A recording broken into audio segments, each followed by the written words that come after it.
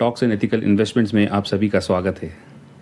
Mankind pharma limited इस company ने अपने क्वार्टर 4 के रिजल्ट्स को डिक्लेयर किए हैं, जिसको हम डिटेल में एनालाइज करेंगे इस वीडियो में और देखते हैं कि क्या इस रिजल्ट ने मार्केट के एक्सपेक्टेशन को बीट किया है या मिस।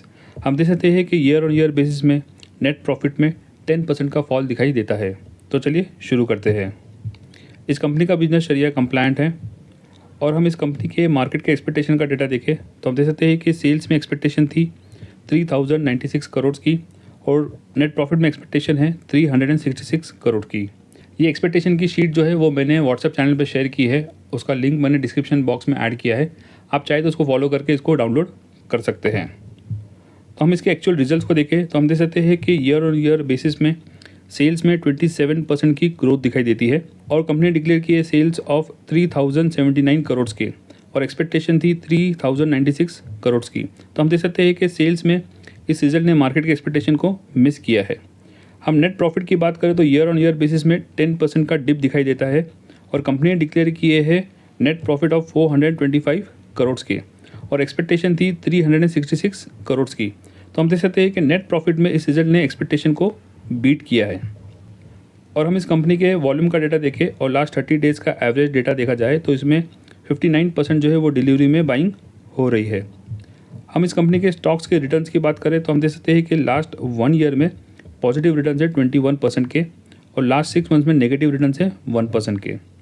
लास्ट 3 मंथ में पॉजिटिव रिटर्न्स है 9% के और लास्ट 1 मंथ में 2% और लास्ट 1 वीक में 0.9% के नेगेटिव रिटर्न्स हैं।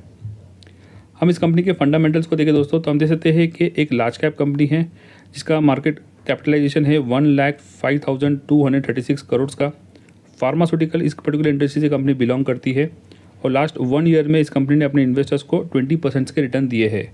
करंटली इस कंपनी का जो स्टॉक है वो अपने 52 वीक के एक मीडियन रेंज के करीब पर ट्रेड करता हुआ दिखाई देता है।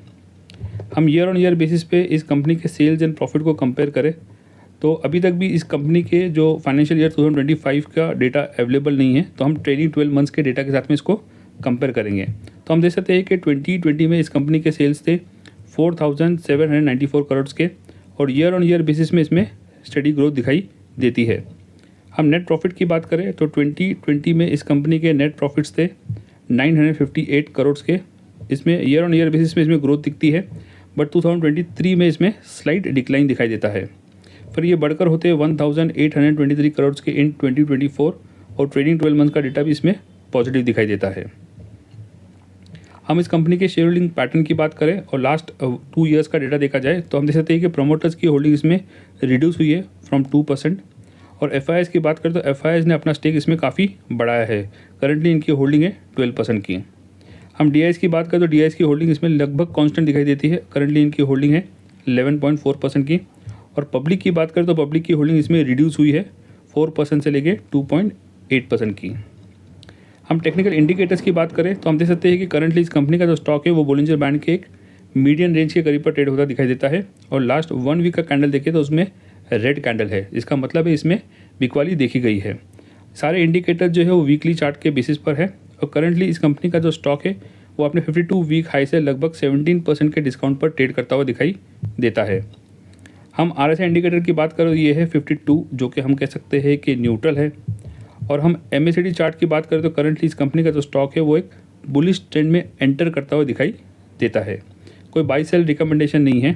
तो हम ओवरऑल इस कंपनी की बात करें दोस्तों तो हम देख सकते हैं कि एक लार्ज कैप कंपनी है और ईयर ऑन ईयर बेसिस में both in sales and profit हमको एक स्टेडी ग्रोथ दिखाई देती है। और हम क्वार्टर 4 के रिजल्ट को कंक्लूड करें तो इस रिजल्ट ने सेल्स में मार्केट की एक्सपेक्टेशन मिस हुई है और नेट प्रॉफिट में इस रिजल्ट ने मार्केट की एक्सपेक्टेशन को बीट किया है, इसलिए हम इसको एक मिक्स रिजल्ट कह सकते हैं।